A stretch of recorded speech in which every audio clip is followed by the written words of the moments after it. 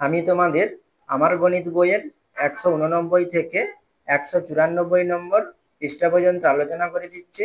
তোমরা যারা নতুন, তোমরা অবশ্যই চ্যানেলটিকে সাবস্ক্রাইব করে নিও। ঘনবস্তু দেখি। ঘনবস্তু কাকে বলে?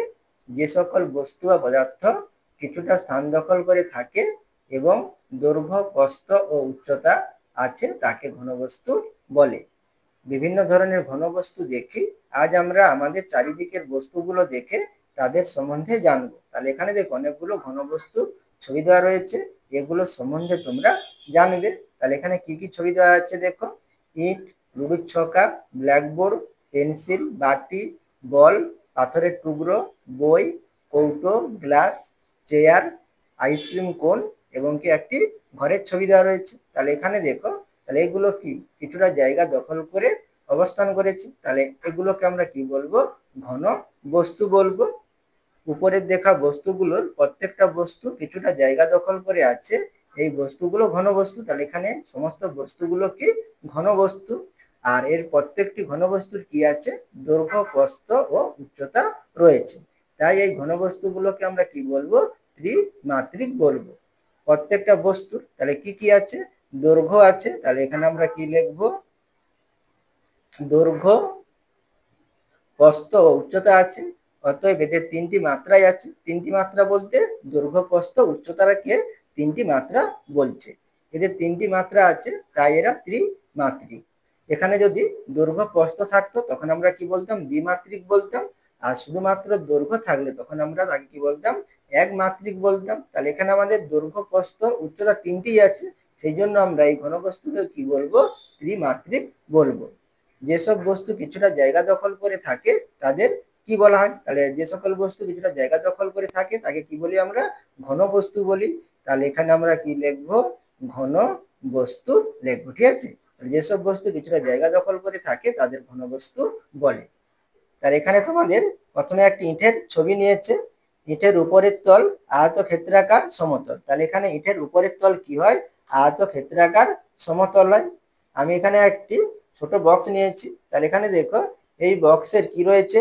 দৈর্ঘ্য রয়েছে এবং কি এখানে প্রস্থ রয়েছে। তাহলে এখানে আমাদের এই তলটি কি হবে? আয়তক্ষেত্রাকার হবে। এর কি দৈর্ঘ্য এবং প্রস্থের মান কি আলাদা? তাহলে এখানে এই তলটি কি হবে?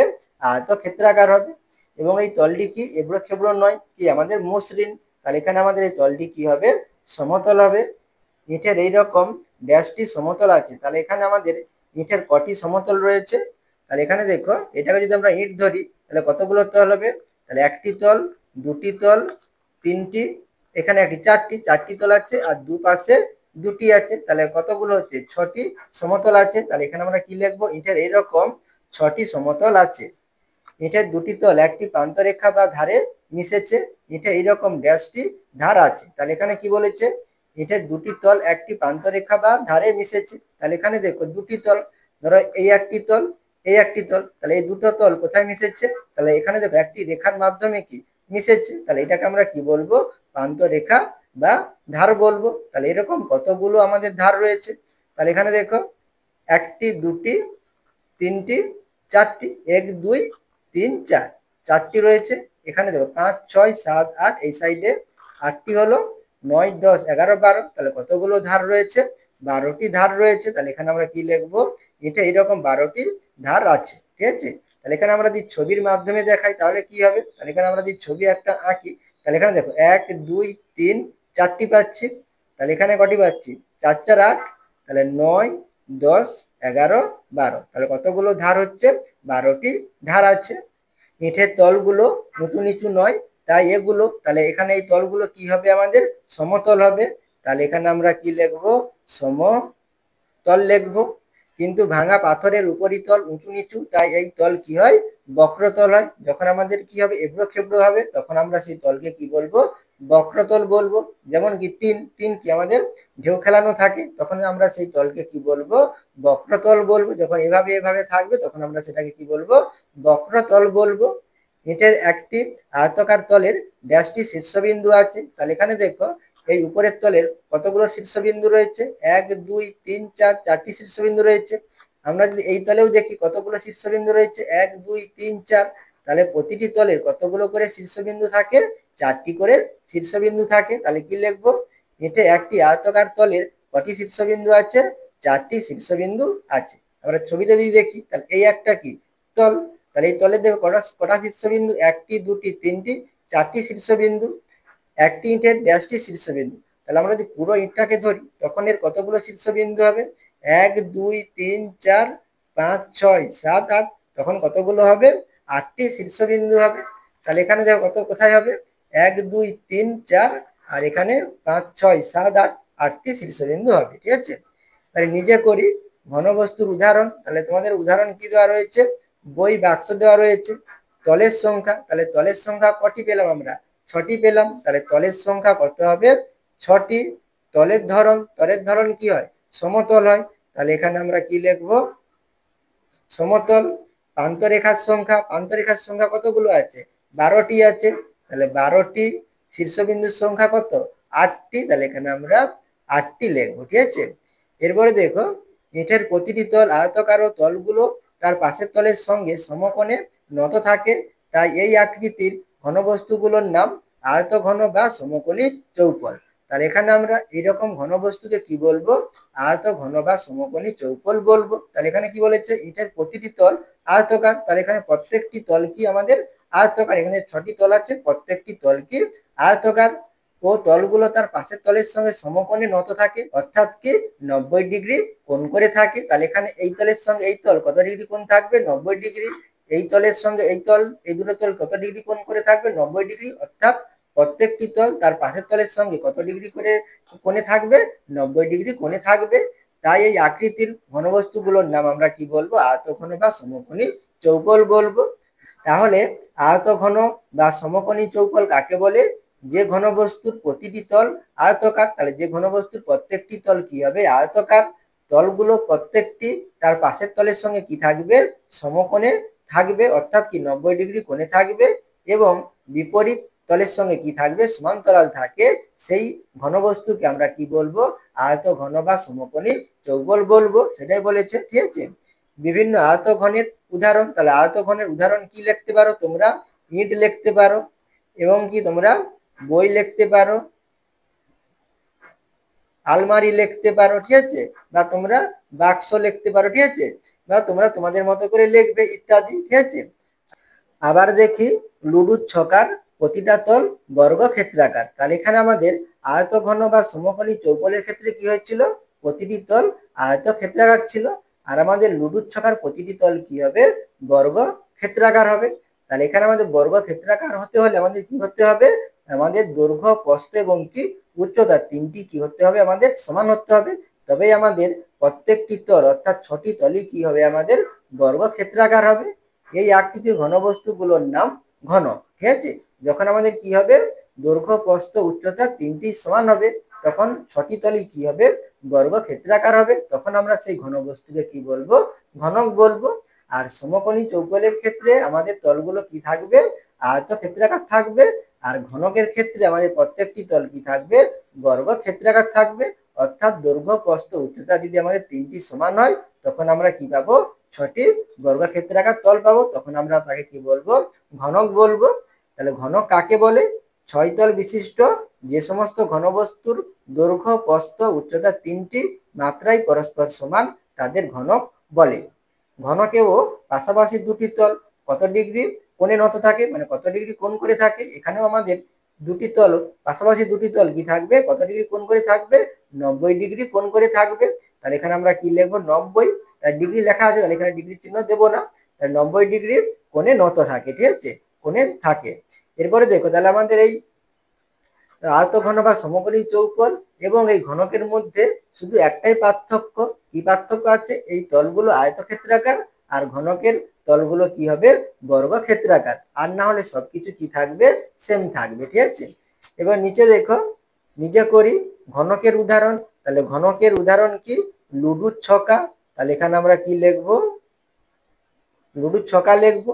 তল সংখ্যা কি একই, তাহলে কতগুলো তল থাকে, 6টি তল থাকে। তাহলে তল সংখ্যা 6টি, ধার সংখ্যা বা প্রান্তরেখার সংখ্যা কটি থাকবে, আমাদের 12টি থাকবে। এখানে যা ছিল এখানেও কি থাকবে, একই থাকবে। তাহলে প্রান্তরেখা কতগুলো হবে, 12টি। শীর্ষবিন্দু কটি থাকবে, 8টি।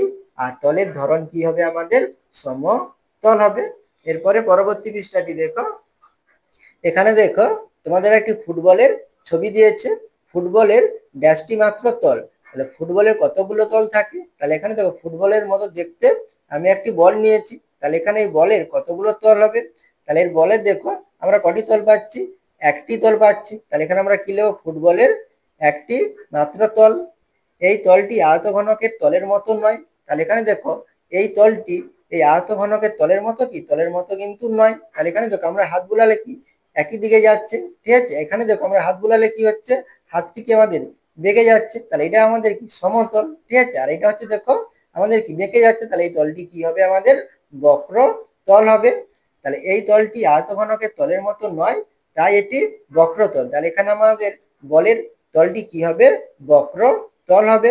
ফুটবলের আকারের ঘনবস্তুগুলোর নাম গোলক, তাহলে এখানে ফুটবলের মতো দেখতে গোলাকার ঘনবস্তুগুলোর নাম কি হবে? আমাদের গোলক হবে। তাহলে এইরকম বস্তুগুলোকে আমরা কি বলবো? গোলক ঘনবস্তু বলবো। অর্ধেক গোলককে অর্ধগোলক বলি। তাহলে এখানে গোলকটাকে আমরা যদি এই বলটিকে আমরা যদি আধা আধি ভাবে দুভাবে ভাগ করে দেই, তখন আমরা কি পাবো? এই বলের অর্ধেক অংশ পাবো। তখন আমরা এই অর্ধেক গোলককে কি বলবো? অর্ধগোলক বলবো। সেটাই বলেছে, অর্ধেক গোলককে অর্ধগোলক বলি। তাহলে এখানে আমরা ওই বলটিকে যদি আমরা কেটে দেওয়া হয়, তাহলে বলটি দেখতে কেমন হবে? তখন আমাদের বলটি দেখতে কেমন হবে? এভাবে আমাদের কি হবে? দেখতে হবে। তাহলে সম্পূর্ণ একটি গোলকের কটি তল থাকে? একটি তল থাকে, যেটা হচ্ছে আমাদের কি? বক্রতল। কিন্তু যখন আমরা অর্ধগোলক পাবো, অর্ধগোলকের কটি তল পাবো? দুটি তল পাবো। দেখো আমাদের পিছনে এই তলটি কি হবে? বক্রতল হবে। আর উপরে যে তলটি আছে এটা আমাদের কি? দেখো সমতল হচ্ছে, বৃত্ত আকারে যেটা আছে এটা আমাদের কি হবে? সমতল হবে। তাহলে কটি তল পাবো অর্ধগোলকের? দুটি তল পাবো। একটি হচ্ছে আমাদের সমতল, অপরটি কি? বক্রতল। সেটা লেখা আছে দেখো, উপরের তলটি কি? সমতল, নিচের তলটি কি? বক্রতল। নিরেট অর্ধগোলকের দুটি তল। নিরেট অর্ধগোলক বলতে কি? তাহলে এখানে দেখো আমাদের এটা কি ফাঁপা? ফাঁপা নয়, এটা কি সম্পূর্ণ কি? ভরাট। সেই জন্য এটাকে আমরা কি বলবো? নিরেট অর্ধগোলক বলবো। আর যদি আমাদের খালি একটি বাটি থাকে, তাহলে বাটির কি থাকবে? নিচের দিকটা আমাদের কি থাকবে? বক্রতল পাবো। কিন্তু মধ্যখানে আমাদের কি? ফাঁকা থাকে, তখন আমরা কিন্তু উপরের তলটি কি? পাবো না। সেটাকে বলা হবে কি? আমরা তখন সেটাকে নিরেট বলবো না, কি? ফাঁপা বলবো, ঠিক আছে? তা নিরেট অর্ধগোলকের দুটি তল, একটি কি হবে? একটি আমাদের কি? বক্রতল, বা আমরা সমতল লিখতে পারো, যেটা লিখতে পারো। তাহলে একটি আমাদের কি হবে? সমতল, আর অপরটি কি হবে? আমাদের বক্রতল। ফাঁকা ঘরগুলো পূরণ করি। ঘনবস্তু গোলক। উদাহরণ, তাহলে গোলকের উদাহরণ কি? আমরা বল, ফুটবল বা যে কোনো তোমরা বল লিখতে পারো। তাহলে এখানে আমি বল লিখলাম। তল সংখ্যা, তাহলে গোলক অর্থাৎ কি? সম্পূর্ণ একটি কি? গোলক। তাহলে এখানে তল সংখ্যা কটি থাকবে? একটি থাকবে। তাহলে তল সংখ্যা একটি। তলের ধরন, তাহলে তলের ধরন কি হবে? বক্র তল হবে। এরপরে দেখো নিরেট অর্ধগোলক। নিরেট অর্ধগোলকের আমাদের উদাহরণ কি হবে? বাটি হবে। কিন্তু আমাদের খালি বাটি হলে তখন কিন্তু সেইটা আমাদের কি হয়ে যাবে?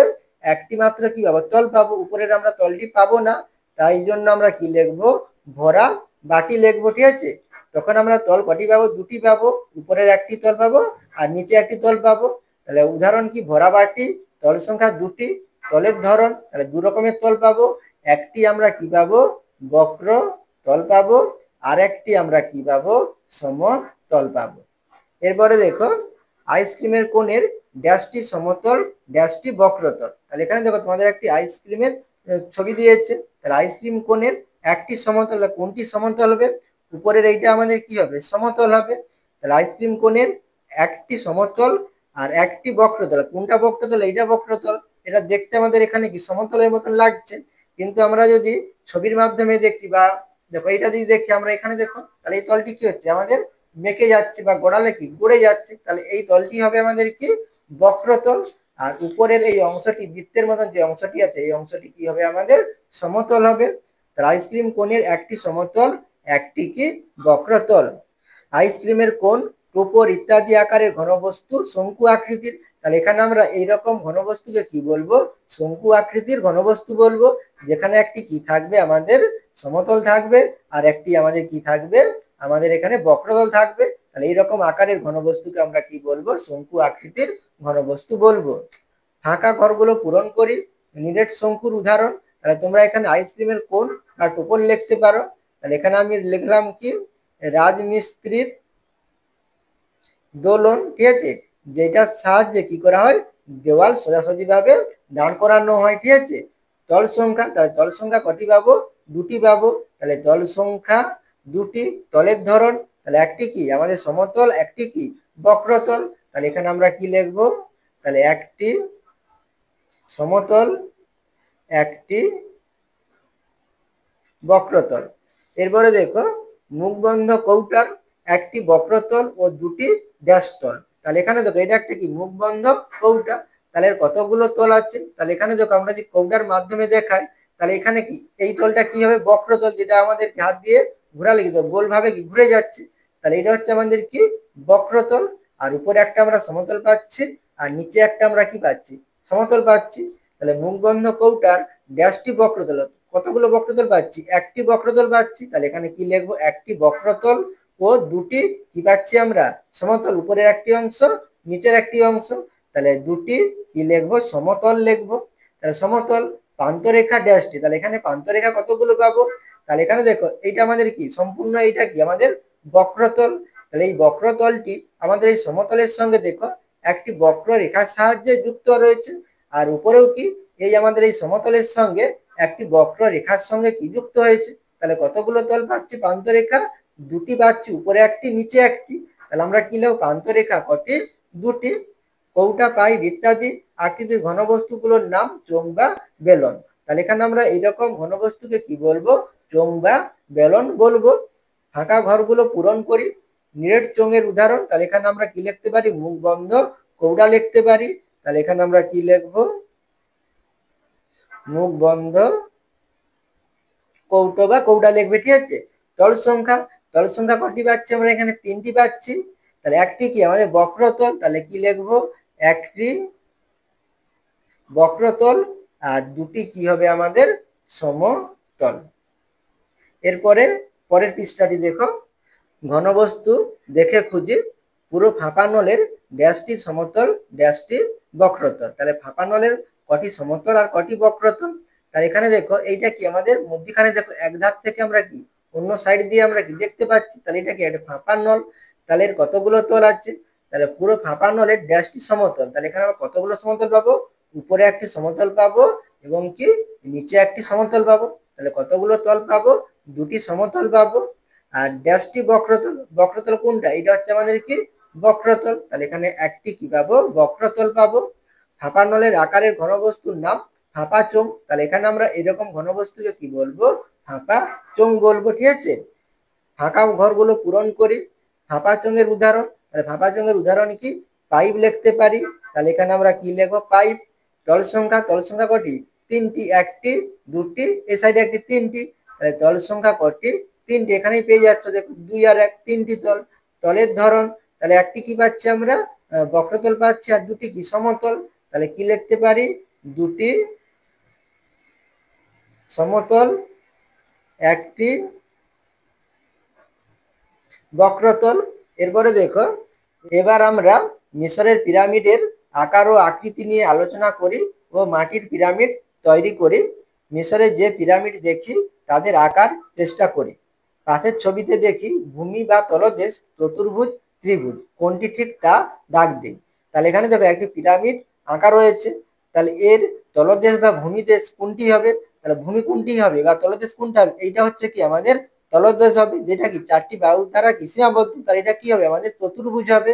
তাহলে পাশের ছবিতে দেখি ভূমি বা তলদেশ কি হবে, চতুর্ভুজ হবে, তাহলে চতুর্ভুজে দাগ দেবে।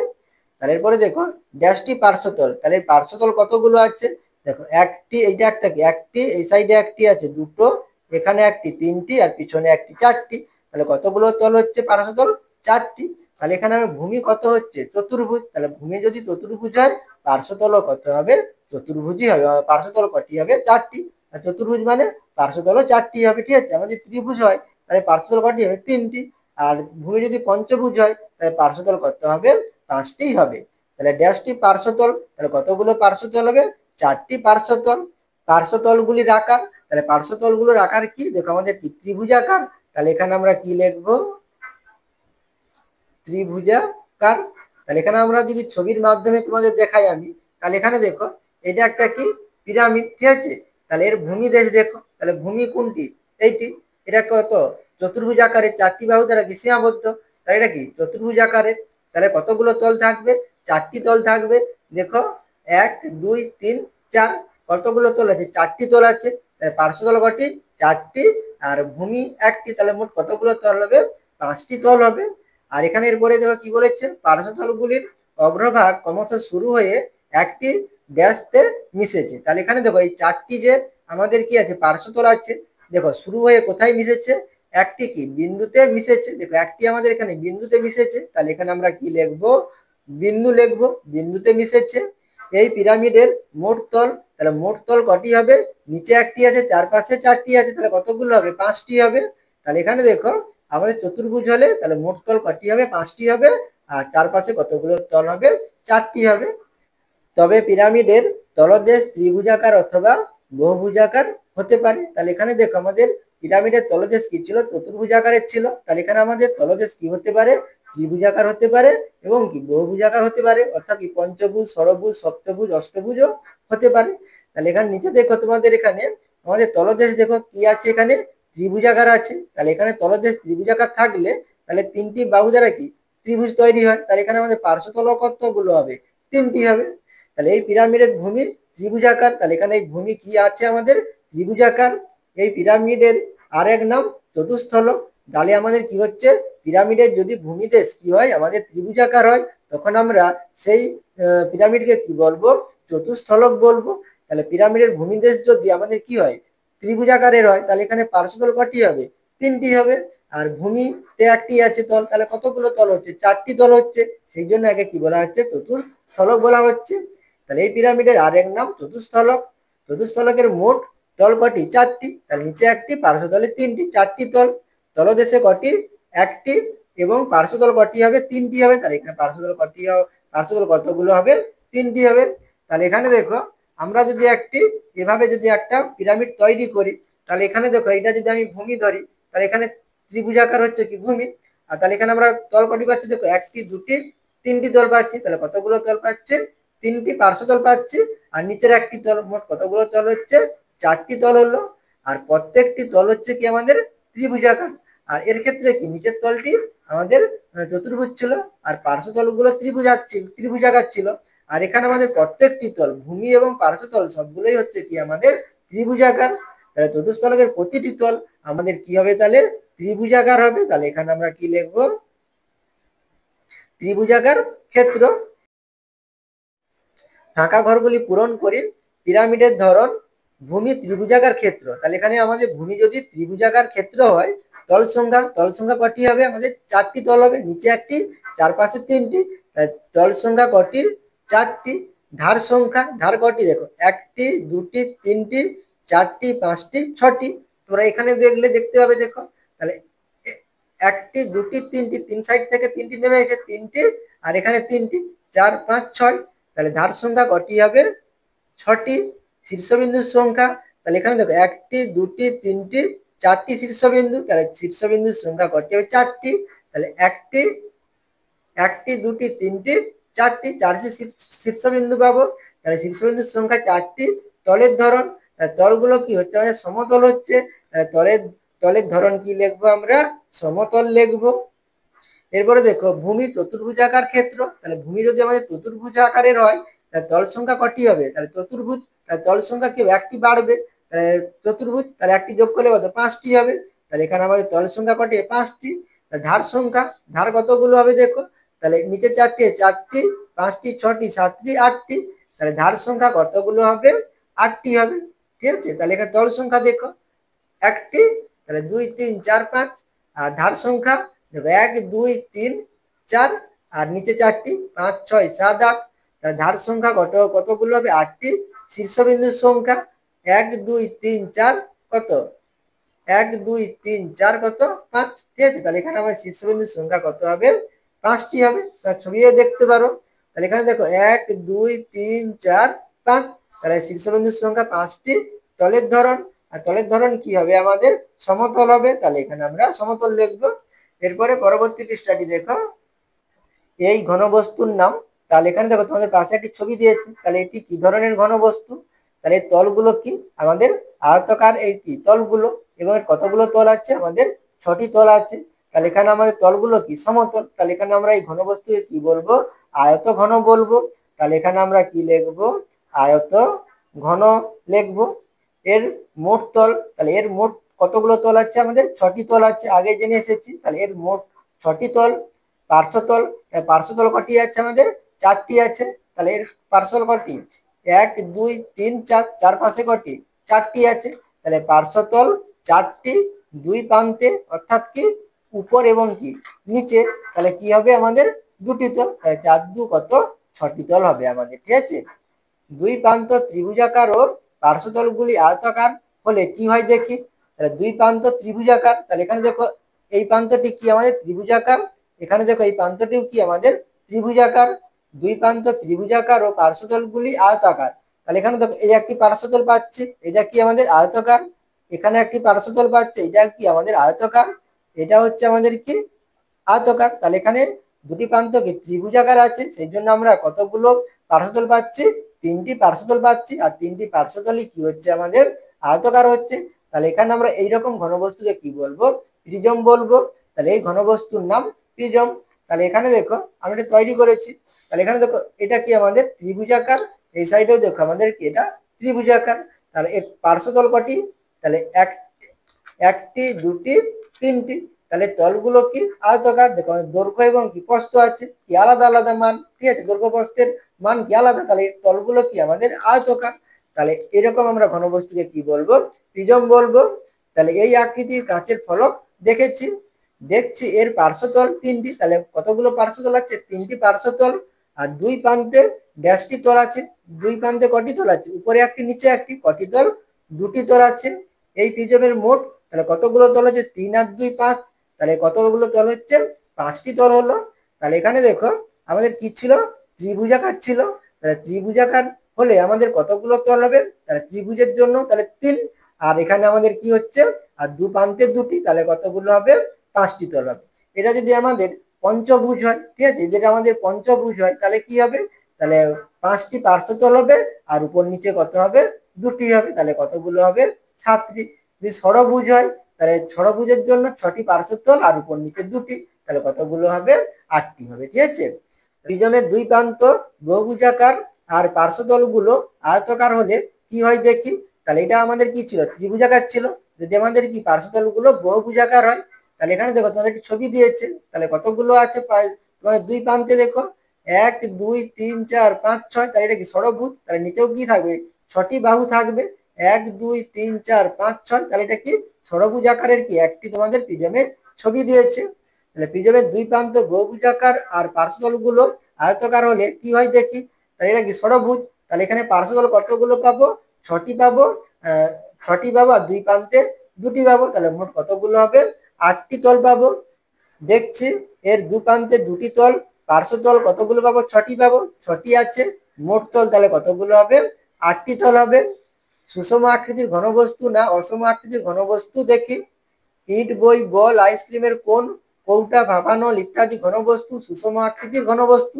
তাহলে এখানে আমরা এই সকল ঘনবস্তুকে কি বলবো? সুষম আকৃতির ঘনবস্তু বলবো। এদের কি একটি নির্দিষ্ট আকার আছে, সেই জন্য আমরা এদেরকে কি বলবো? সুষম আকৃতির ঘনবস্তু বলবো। কিন্তু এবড়ো খেবড়ো পাথরের টুকরো এছাড়া মেঘ ইত্যাদি ঘনবস্তু অসম আকৃতির ঘনবস্তু। অসম বলতে কি? যাদের কি নির্দিষ্ট আকার নেই। পাথরের টুকরো, পাথরের টুকরো কি বিভিন্ন রকমের হতে পারে আকার, ঠিক আছে।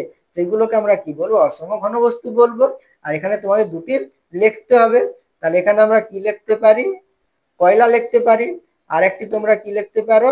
তোমরা এখানে বাড়ি লিখতে পারো, ঠিক আছে। বা তোমরা কি লিখতে পারো? ভাঙা ইট লিখতে পারো, ঠিক আছে। ভাঙা ইটের কি বিভিন্ন রকমের আকৃতি হবে। গোটা ইট হলে কি?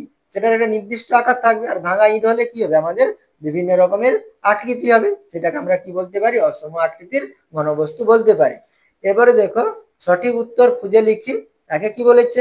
ঘনক একটি বিশেষ ধরনের বেলুন, শঙ্কু, আয়ত ঘন, গোলক। তাহলে ঘনক কি? আয়ত ঘন হবে। আয়ত ঘনেরই একটি বিশেষ রূপ কি? ঘনক। টুকুরের আকৃতি পিরামিড, শঙ্কু, প্রিজম, গোলকের মতো। টুকুরের আকৃতি কার মতো নয়? আমাদের শঙ্কুর মতো নয়। এটা কি? আমাদের শঙ্কুর ছবি।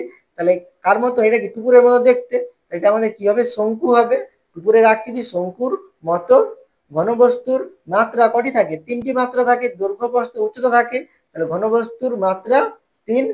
একটি আয়তঘন হলো জলের পাইপ, পেন্সিল, বাক্স, মার্বেল। আয়তঘন বলেছে, যার কি হবে 6টি তল থাকবে এবং তলগুলো কি সমতল থাকবে এবং একটি তল পাশের তলের সঙ্গে সমকোণে থাকবে। তাহলে পাইপ তো গোলাকার হবে না, পেন্সিল হবে না, মার্বেল হবে না, তাহলে কি বাক্সর কি 6টি তল পাই, তাহলে এটা আমাদের হবে। ঠিক আছে। একটি থামের আকৃতি ঘনক, শঙ্কু, চোঙ ও গোলক। থামের আকৃতি, তাহলে আমাদের দেখো বাড়িতে যে থাম থাকে সেগুলো আমাদের কিরকম হয়?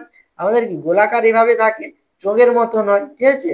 আর শঙ্কু হলে কি হবে? শঙ্কু হলে এরকম এরকম থাম থাকে না। গোলক গোল আকারেও থাকে না। ঠিক আছে। তাহলে শঙ্কু হবে না, গোলক হবে না। আর ঘনক হলে কি হবে? সেখানে আমাদের কি দৈর্ঘ্য, প্রস্থ, উচ্চতা কি হয়ে যাবে? একই হয়ে যাবে। তাহলে ঘনক হবে না। তাহলে আমাদের এখানে কি হবে? চোঙ আকৃতির হবে। তাহলে একটি থামের আকৃতি কার মতো? চোঙের মতো। লুডুর ছকার আকৃতি, তাহলে লুডুর ছকার কি হয়? 6টি তল থাকে এবং প্রত্যেকটি তল কি বর্গাক্ষেত্রাকার, তাহলে এটা আমাদের কি হবে? ঘনক হবে। তাহলে লুডুর ছকার আকৃতি কি? ঘনক। আয়তঘন একটি বিশেষ ধরনের প্রিজম, পিরামিড, চোঙ, শঙ্কু। তাহলে এখানে দেখো আয়তঘনের তলগুলো কি ছিল? আমাদের আয়তকার ছিল। তাহলে এখানে চোঙের কি বক্রাকার তল হবে না, শঙ্কুর কি আমাদের এভাবে বক্রাকার তল থাকে, বাঁকানো থাকে, তাহলে আমাদের শঙ্কু হবে না। আর পিরামিডের কি আমাদের ত্রিভুজাকার কি হয়? পার্শ্বতল গুলো হয়। আর প্রিজমের ক্ষেত্রে পার্শ্বতল গুলো কি হয়? আমাদের আয়তক্ষেত্রাকার হয়, মানে আয়তাকার হয়। তাহলে এখানে আয়তঘন একটি বিশেষ ধরনের কি হবে? প্রিজম লিখতে পারি এখানে আমরা। শঙ্কুর তলদেশ বৃত্তাকার ক্ষেত্র, ত্রিভুজাকার ক্ষেত্র, বর্গক্ষেত্রাকার, আয়তক্ষেত্রাকার। তাই এটা শঙ্কুর কি, এটা আমাদের তলদেশ ধরি, তাই এটা কি বৃত্তাকার। তাহলে এখানে আমরা কি লিখবো? শঙ্কুর তলদেশ বৃত্তাকার ক্ষেত্র। 9 নম্বরে দেখো চোঙের বক্রতল। তাহলে চোঙের বক্রতল কটি থাকে? আমাদের একটি থাকে, একটি বাঁকানো থাকে, তাহলে কি লিখবো? একটি। এরপরে 194 নম্বর পৃষ্ঠাটি দেখো। এখন দেখি নিচের ঘনবস্তুগুলি কোন পরিচিত ঘনবস্তুর কাছাকাছি আছে। গ্লাস অনেকটা চোঙের আকৃতির কাছাকাছি, তাহলে গ্লাস কি অনেকটা চোঙের আকৃতির কাছাকাছি রয়েছে। বাটি, তাহলে বাটি কি আমাদের অর্ধ গোলকের আকৃতি, তাহলে বাটি আমরা কি লিখবো? তাহলে অর্ধ গোলক লিখবো, অর্ধ গোলক আকৃতির। এবার দেখো ধানের মোড়াইয়ের উপরের অংশ, তাহলে ধানের মোড়াইয়ের উপরের অংশ কি? তাহলে এখানে দেখো আমরা কি দেখতে পাচ্ছি? বৃত্ত দেখতে পাচ্ছি। আর এখানে দেখো আমরা কি বক্রতল দেখতে পাচ্ছি। তাহলে উপরের অংশ কি হবে? আমাদের শঙ্কু আকৃতির হবে, তাহলে শঙ্কু আকৃতির। এবং নিচের অংশ, তাহলে নিচের অংশ দেখো আমাদের কি ফাঁপা চোঙের মতন দেখতে, তাহলে এখানে আমরা কি লিখবো? চোঙ আকৃতির লিখবো। মুখ খোলা টিন, তাহলে মুখ খোলা টিন দেখো। তাহলে এখানে আমাদের তলগুলো কি হচ্ছে? পার্শ্বতলগুলো আয়তাকার তল হচ্ছে। তাহলে এখানে আমরা এই তল, তাহলে এখানে আমরা মুখ খোলা টিনকে কি বলবো? আয়ত ঘন বলবো। তাহলে কি লিখবো আমরা? আয়ত ঘন লিখবো, আয়ত ঘন আকৃতির। বোতলের আকৃতি ড্যাশের মতো, তাহলে বোতলের আকৃতি দেখো আমরা যদি ছিপিটা খুলে দেওয়া হয় তাহলে এটা কি হবে? ফাঁপা চোঙের মতো দেখতে। তাহলে এখানে আমরা কি লিখতে পারি? চোঙ লিখতে পারি। বা তোমরা এখানে শঙ্কুও লিখতে পারো, কারণ এখানে দেখো উপরটা কি হচ্ছে? শুরু হয়ে গেছে আর নিচেটা দেখো আমাদের কি বড় হয়েছে। ঠিক আছে। এই অংশটা যদি ধরো তাহলে এখানে বৃত্তর মতন পাবে, তাহলে এখানে তোমরা শঙ্কুও লিখতে পারো। ঠিক আছে। এরপরে দেখো ফাঁকা ঘরগুলি পূরণ করি। তাহলে এখানে কি বলেছে? আয়তঘনের প্রতিটি তল, তাহলে আয়তঘনের প্রতিটি তল কি হয়? আমাদের সমতল হয়। তাহলে এখানে আমরা কি লিখবো? সমতল। আয়তঘনের প্রতিটি তল তার পাশের তলের সঙ্গে কত ডিগ্রি কোণে থাকে? 90 ডিগ্রি কোণে নত থাকে। ঘনকের প্রতিটি তল, তাহলে ঘনকের প্রতিটি তল আমাদের কি হয়? তলগুলো সমতল হয়। তাহলে এখানে আমরা কি লিখতে পারি? সমতল লিখতে পারি। বা কি লিখতে পারো? তাহলে আয়ত ঘনকের প্রতিটি তল কি হয়? আমাদের আয়তাকার হয়। তাহলে এখানে আমরা কি লিখতে পারি? আয়তাকার লিখতে পারি। আর এখানে দেখো ঘনকের ঘনকের প্রতিটি তল তার আমাদের সমতল তো অবশ্যই হবে। এছাড়া আমাদের তলগুলো কি হয়? বর্গাক্ষেত্রাকার হয় বা বর্গাকার হয়। তাহলে এখানে আমরা কি লিখবো? বর্গাকার লিখবো। ঠিক আছে। এরপরে দেখো ঘনকের দুটি উদাহরণ, তাহলে ঘনকের দুটি উদাহরণ কি লিখতে পারো তোমরা? তাহলে লুড্ডুর ছকা, আর একটা আমাদের কি লিখবে?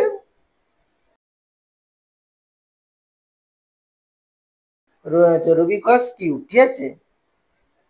এবারে দেখো গোলকের ড্যাশটি ড্যাশ তল থাকে, তাহলে গোলকের কি একটি কি তল থাকে? বক্রতল থাকে। তাহলে এখানে আমরা কি লিখবো? বক্রতল থাকে। প্রিজমের পার্শ্বতল গুলি, তাহলে প্রিজমের পার্শ্বতল গুলো কি হয়? আমাদের পার্শ্বতল বলতে চার সাইডে যে তিন সাইডে যে তল থাকে আমাদের প্রিজমের পার্শ্বতল গুলো কি হয়? আয়তক্ষেত্রাকার হয়, আয়তাকার হয়, তাহলে এখানে আমরা কি লিখবো? আয়তাকার লিখবো। বা বলেছে, তাহলে এখানে আমাদের দেখো দৈর্ঘ্য প্রস্থ কি আলাদা, সেই জন্য কি আয়তকার। এখানে আমাদের যদি দৈর্ঘ্যটা কি প্রস্থের মতো একই হয়ে যায়, তখন সেটা আমাদের তলটা কি হয়ে যাবে? বর্গাকার হয়ে যাবে। তাহলে এখানে আমরা কি লিখতে পারি? বর্গাকারও লিখতে পারি। তাহলে আয়তকার বা বর্গাকার। পিরামিডের পার্শ্বতলগুলি সর্বদা, তাহলে সর্বদা কি হয়? ত্রিভুজাকার হয়। ঠিক আছে, তাহলে এখানে আমরা কি লিখবো? ত্রিভুজাকার হবে। ঠিক আছে। গ্লাস একটি ড্যাশ ঘনবস্তু, তাহলে কি ঘনবস্তু? অসম ঘনবস্তু। তাহলে এখানে আমরা কি লিখবো? অসম ঘনবস্তু। মার্বেল একটি কি ঘনবস্তু? সুষম ঘনবস্তু। গোলকের ড্যাশটি মাত্রা আছে, তাহলে গোলকের কটি মাত্রা আছে? 3টি মাত্রা আছে। ঠিক আছে, গোলক যেহেতু ঘনবস্তু, তাহলে কি থাকবে? দৈর্ঘ্য প্রস্থ উচ্চতা থাকবে, সেই জন্য কটি মাত্রা আছে? 3টি মাত্রা আছে। এবারে দেখো কি বলেছে, চেষ্টা করে লিখি। একে কি বলেছে? ঘনবস্তু কাকে বলে উদাহরণ দিই। আর দুয়ে কি বলেছে? আমার দেখা কয়েকটি ঘনবস্তুর নাম লিখি। ঘনবস্তু কাকে বলে? যে সকল বস্তু বা পদার্থ কিছুটা স্থান দখল করে থাকে এবং দৈর্ঘ্য প্রস্থ এবং উচ্চতা আছে, তাকে ঘনবস্তু বলে। উদাহরণ কলম, খাতা, বাক্স ইত্যাদি। তোমরা আরো অনেক কিছু লিখতে পারো।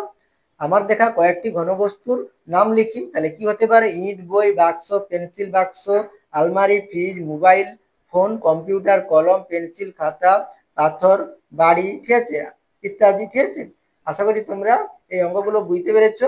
তোমরা অবশ্যই চ্যানেলটিকে সাবস্ক্রাইব করে নিও এবং আমার পাশে থাকো।